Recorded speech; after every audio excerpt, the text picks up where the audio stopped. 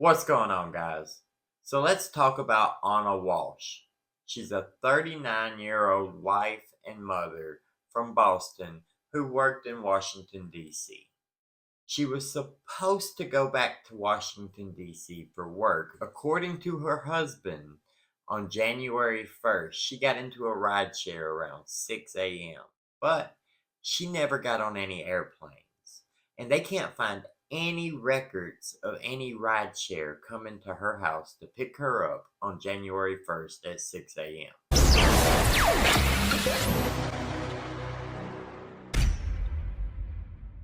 So when she didn't go to work on January the 4th, when she was actually supposed to go back to work, her employees and employers wanted to know where she was.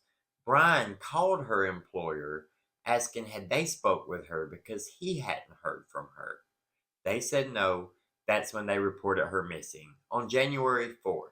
So the last time she was seen was January 1st by her husband at 6 a.m.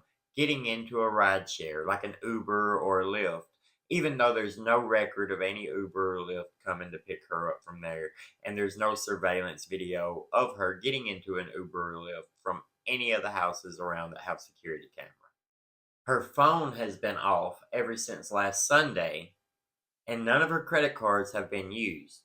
But her phone did ping at their house on January the 1st, which is the day she was supposed to have went missing, and January the 2nd, which is the day after she had supposedly left. A day that her husband, Brian, also told police that he was at the house all day that day on January 2nd. On January 1st, he had to go and run errands. So once his wife had left to go to the airport, he went to go pick his mother up and take her to CVS and Whole Foods. Police looked through surveillance video from CVS and Whole Foods, and they couldn't find any video of Brian there at all at any time. Also, during this little errand trip for his mother, he said he left his phone at home and he ended up getting lost on the trip. So he got lost on a trip to go run errands for his mom at CVS and Whole Foods. Are we really gonna, come on, guys. That's crazy, right?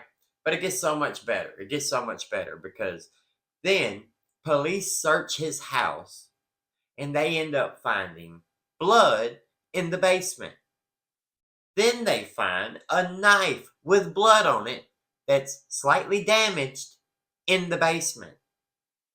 Then, that January 2nd, the day that he was supposedly home the whole time other than taking his kid to get some ice cream or whatever, they have him on video surveillance at Home Depot buying $450 worth of cleaning supplies. Now, those items included mops, buckets, tarps, drop cloths for painting, and multiple types of tape. He bought that, with all his cleaning supplies. But wait, it gets so much better because after this, in his search history, they find how to dispose of a 115-pound body. Anybody want to take a wild guess at how much Ana Walshe weighed? Yep, you'd be right if you said 115 pounds. They also discovered how to dismember a body. So he's buying cleaning supplies, he's buying tarps, he's buying tape, he's buying cloth, big, huge drop cloths. What is he doing with that? And then why did he leave the bloody knife in the basement? He really is just a dummy, right? He was smart enough, I guess, to leave his phone at home when he went and dumped her body, allegedly, because Brian has been arrested, but Brian has not been arrested for murder, okay? He's not arrested for murder right now. I'm sure we're going to get there. I'm sure they're going to turn it on up and charge him with the murder of Ana Walshe as soon as they find her body or can prove that she was indeed murdered. But he's not charged for murder. Right now, he's charged for lying to the investigators, misleading the investigation. And that's his whole defense right now. His entire defense against everything I just told you is that I'm not charged for murder. I'm charged with lying because I forgot to tell him I went to the Home Depot. Yeah, you forgot to tell him you went to the Home Depot where you went and you bought $450 worth of cleaning supplies and tarps and big cloths and tape. Come on now.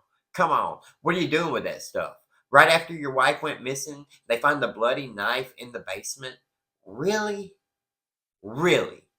I mean, speculation warning. Speculation warning. I don't want anybody to get offended here, but I think we can all agree that it looks like Brian did indeed kill his wife, Ana Walshe. I think that's pretty obvious right here. And then he's smiling, walking through. Stuff like that just bothers me so bad because what are you smiling about? Best case scenario, you really didn't do anything wrong, but your wife is missing and they think you did it and you think that's funny? Or the most likely scenario, you know you did it, you know you're getting your ass handed to you, and that's that nervous smile because, hey, I'm caught. I wasn't good enough. You're too stupid. Anyway, guys, this is wild. I wasn't even going to talk about this at first because it was just so obvious, but then it became so obvious that I had to talk about it because he hasn't been charged with murder yet. So this guy really might get away with this. He really might be innocent. Maybe, possibly. But imagine if he was. Your Honor, Mr. Walshe's wife has been missing since January 1st. And it is true that her employer contacted the police on January 4th. However, that was as a result of Mr. Walshe, Brian Walshe, contacting the employer to say, I haven't heard from my wife. Mr. Walshe has given several interviews. We have consented to searches of his home. We have consented to searches of his property. We have consented to searches of his cell phone. He has been incredibly cooperative. Imagine how bad all that circumstantial evidence looks against him. The charges are not anything relating, he's not charged with murder.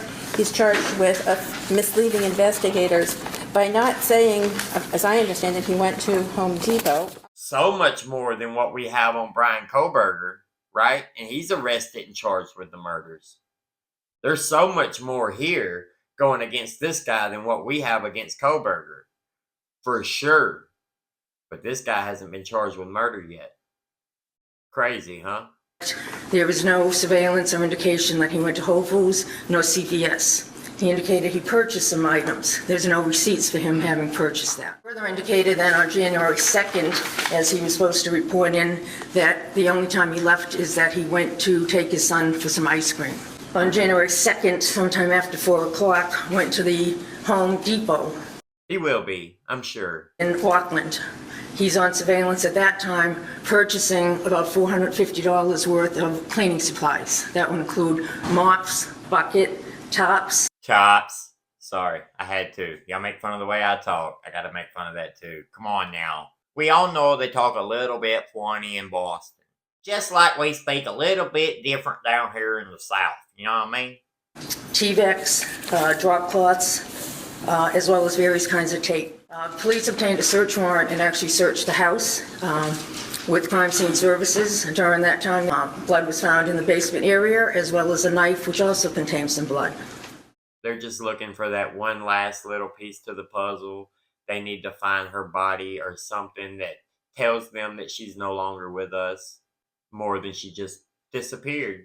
Because a lot of places, no body, no crime. So hopefully they can find her body, or maybe he just confesses to it after being interrogated enough. But who knows? Let me know what you think down in the comments below. Like the video. Subscribe to the channel to see more. Have a great day, and we'll see you later.